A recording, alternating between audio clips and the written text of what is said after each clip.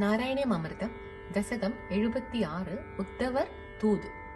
சாந்தீபனி முனிவரிடம் சமஸ்த வித்தை கற்று இறந்த அவர் மகனை விட்டு பாஞ்சஜன்ய சங்கோடு மதுராபுரி மீண்டீரே.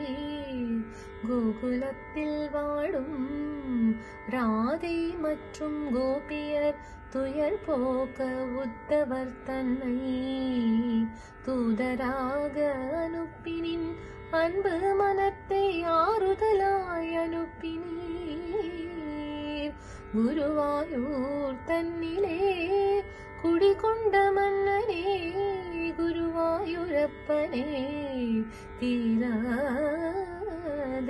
நோய் தீர்த்து வாராமல் காப்பாய் என்னாலும்